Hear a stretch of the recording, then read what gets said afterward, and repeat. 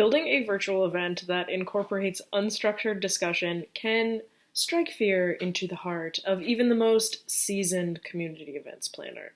Hi, I'm Carolyn from Bad Axe Enterprises, and today this video is part of the collaboration between multiple YouTube channels exploring making a better community events strategy. I'm really honored to take part in this, and for my part, we're going to be diving into the power of unstructured discussions, how to do them well, and how to listen to your members and figure out what they actually need from these sorts of sessions. So let's jump right in. I actually am recording this immediately after getting off of a podcast recording with Yuri from Community Life. That was a totally unstructured discussion with him, and so I feel really jazzed about these types of sessions.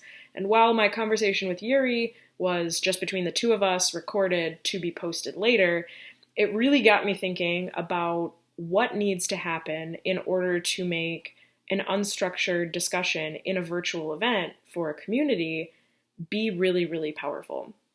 So to start, let's break down perhaps why you would want to add unstructured discussion time to your virtual event for your community. There's quite a few benefits, but the top ones being it allows attendees to have a lot more ownership. When attendees become empowered to contribute, they take even more excitement, joy, and just kind of relish in the event more. Like they become more interested in participating to a greater degree when there's kind of a session where they can break down and have sort of unstructured, unplanned, unscripted discussions with one another. Co-creation leads to deeper goodwill. So when you're allowing people who attend your event to co-create the event with you, you are giving them a free pass to like the event more. You're saying, hey, we care about this. We want to give you space to contribute how you want to contribute, not just the speakers, not just the expert guests, not just the people who are up on stage. You are important. We care about you. That's what a community is about. It's about the people coming together to co-create. So giving time for unplanned and unscripted discussions is going to allow a deeper buy-in and goodwill from your attendees. And finally, you don't know what you don't know. As an event planner and a community manager or a community events organizer, you don't know what kind of things that your members want to share or the kinds of things that they want to seek out. Maybe even the sorts of expertise that they have or knowledge that they could add and collaborate on with each other. You don't know that for sure, right? Like you don't know what's inside every single person who's coming to your virtual event's brain. So it's really important to give space for them to share that and to empower them to share, whether it's feedback about a session, free networking time, whatever. You want to give space where people are able to feel vulnerable and safe and share what's on their mind, share their expertise openly and generously, because people will do that. When you give them the proper space to do it, we are social beings. We love to come together and co-create, most of us. So give space for your attendees to do that and watch the magic that happens. So we kind of have a grasp now on why it's important to add unstructured discussion time to an event, right? It's going to empower your attendees more than anything. And it's also going to educate you. You're giving them free rein to co-create with you. It's going to make your event even more powerful and impactful in the long run.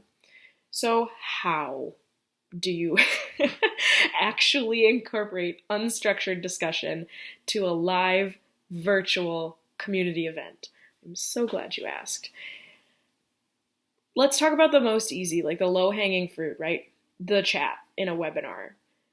Encouraging people to use the chat to connect with each other, to provide feedback to the speaker, to ask questions, not saying like you have to do these things and not giving them, here's the script on how to do it, and kind of giving space in that webinar chat that people can feel free to like, hey, I'm Carolyn. I work for Bad Axe Enterprises, but I'm trying to solve this problem. Does anybody have an answer? And kind of have those little networking things, obviously, that can be distracting while there's a speaker happening. but encouraging people in the chat, right? Like most webinar platforms are going to have that. So encourage that to happen. Have your moderators, let people know that that's okay and accepted, and maybe even do a little bit of it themselves, right? Kind of facilitating those semi-off-topic discussions. The second way that you can do it, like that's really, kind of, again, low-hanging fruit for a virtual event that doesn't require a lot of extra tools, would be breakout rooms after a workshop session or a roundtable or panel discussion.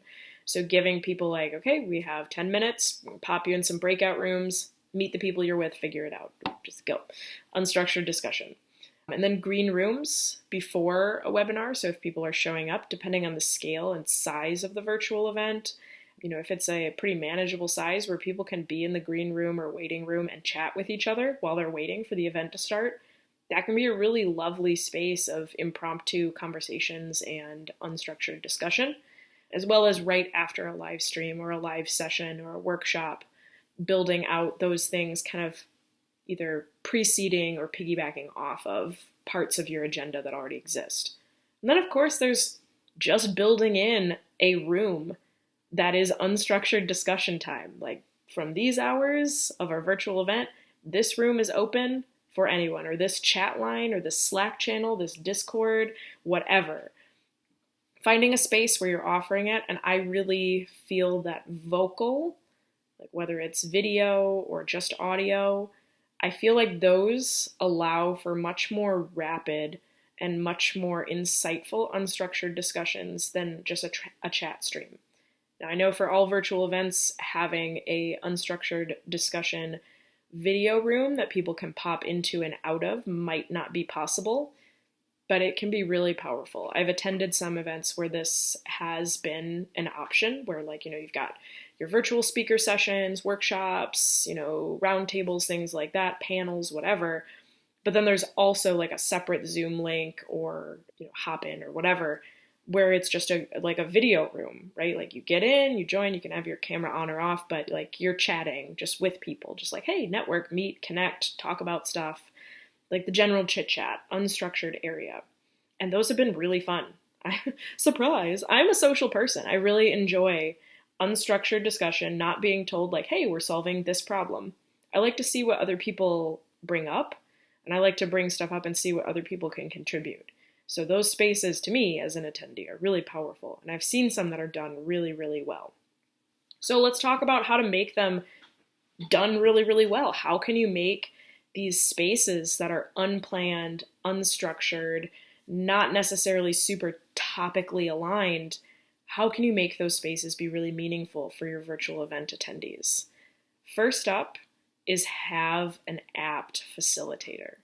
So while it's not a direct conversation of like, here's our talking points, having somebody who has a level of authority in whatever space you use for your unstructured discussion, make sure that there's somebody who is protecting the interests of everyone in the room. You need to make a space where people can be vulnerable and feel comfortable sharing. If one person is dominating the conversation, no one else is going to want to share. No one else is going to feel interested. Your unstructured discussion time just became a monologue. It's not really going to allow for people to feel the power of co-creation and additional goodwill and buy-in for your virtual event.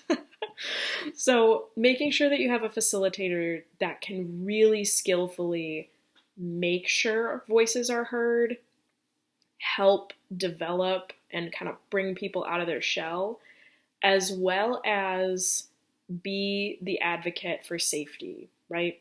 When you allow for unstructured discussion, a lot of event organizers feel fear, and rightfully so. You don't know what people are going to say.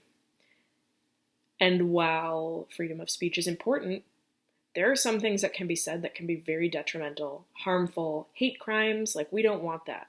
You need a facilitator in the room to make sure that people are protected and that you're not going to have members in that unstructured chat saying things that your event does not want said. I'm speaking specifically of hate crimes. You don't want that happening in your unstructured time. You need to have a facilitator that can recognize and has the authority to remove and take the proper action, report that user, and get them out of there so that people can feel safe to be vulnerable and heard in the unstructured space.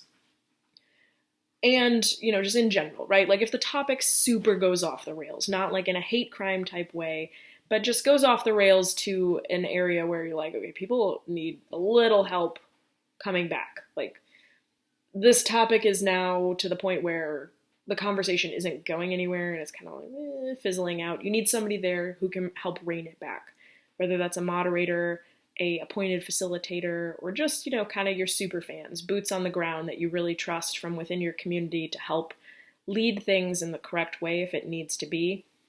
Figure that out. Make sure you've got team members who are ready to help.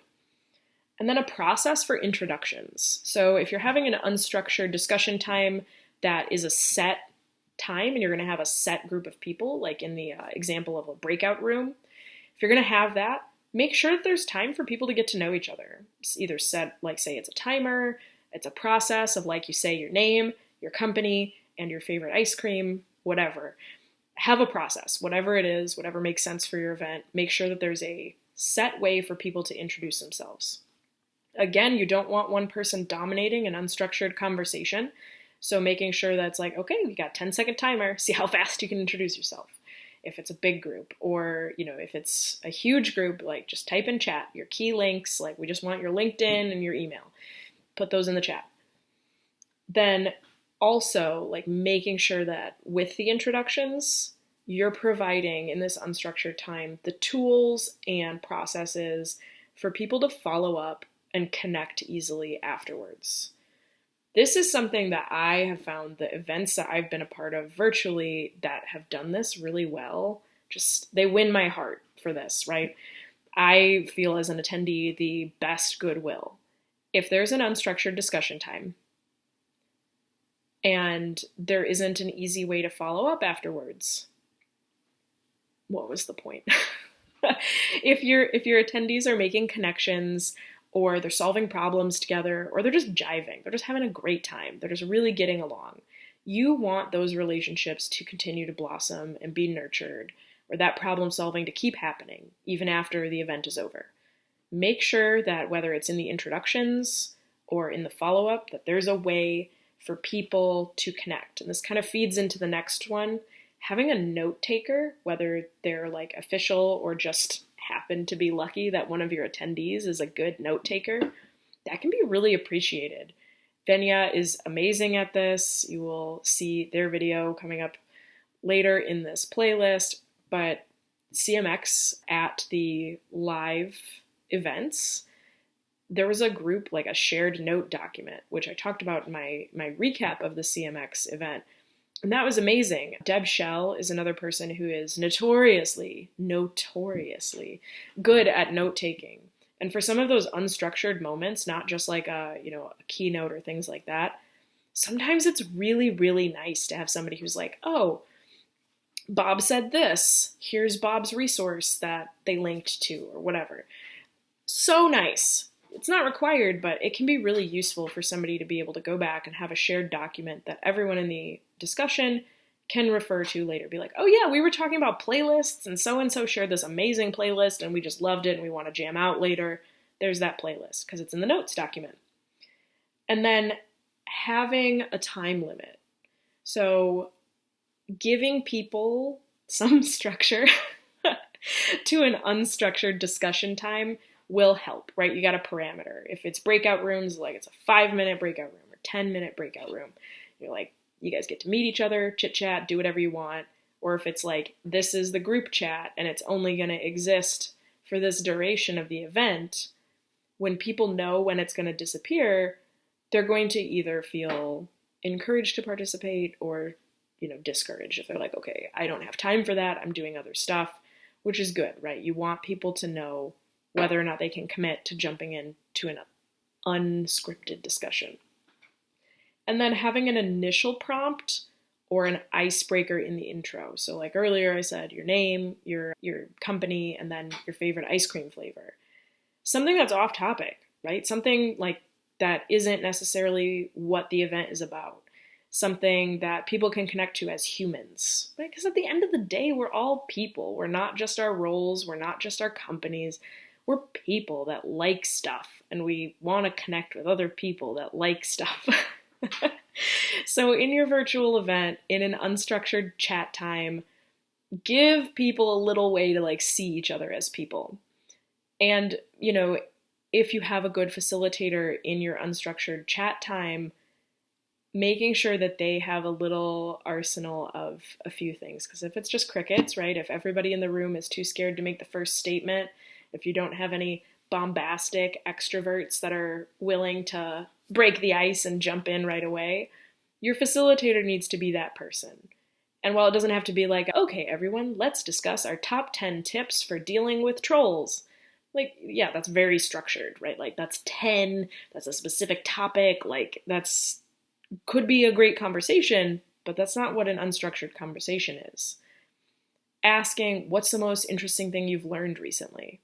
That's open-ended enough, and it's going to spark conversations that can then go in many different directions. Someone could talk about that they learned how to change their oil on their motorcycle. Somebody could then be like, I learned a language, or I learned a song on the violin, or I learned this about our industry that's relevant to this event that we're at. Whatever, right? Like having some light, open-ended questions can help your facilitator out and make sure that the chat can kick off, right? Because I think there's always that feeling of everybody kind of being like, who talks first, right? Give your facilitator a little arsenal of questions that they can fire off if things get quiet or kind of not starting. Those can be really, really, really useful. So to wrap up, unstructured discussion time is really powerful. It lets your attendees feel like they're going to be seen and heard and can help co-create the event, right? Like they can bring their questions, they can bring their general chit-chats, they can network, they can have a deeper buy-in and a deeper control of what happens during an unstructured discussion session. They're super, super important. You can tack them on in a lot of different ways on your virtual events, whether it's in the chat, in breakout rooms, before or after a session, or as its own standalone piece of your agenda. Lots of different ways to incorporate those really, really meaningful connections that then help foster that human-to-human interaction that can often be missing from virtual events, right? Like how many times have you gone to a webinar and you're like, I know no one here in the chat, this is boring. You want it to feel as close to, kind of those chance meetings, those really beautiful things that happen at in-person events. You can kind of facilitate some of those in an unstructured discussion, which can make it really powerful and meaningful to your attendees. They need to feel safe and vulnerable, and they need to have a way to follow up later if they make really, really great connections. And that's where your community can come in, right? Like you can have a structure in place of like, great, you had this great chat, continue it here in the community. You can direct message each other, right? We don't always just have to go to LinkedIn or email. Your community can feed your virtual event, and your virtual event can feed your community and help deepen relationships that are just starting or have already been built, right? That's what we all want. And when you provide the tools to follow up, you're going to exponentially increase the value that your attendees are seeing and also increase the success of your unstructured event. Check out the next video in this playlist. I hope that was insightful and maybe relieved a little bit of the panic that you might have felt when you read the title Unstructured Discussion Time on this video. Check out the other videos in the playlist. This is part of a Make a Better Community Event Strategy multi-channel collaboration. It's a ton of fun. There's a lot of great insight from other experts on the rest of the playlist.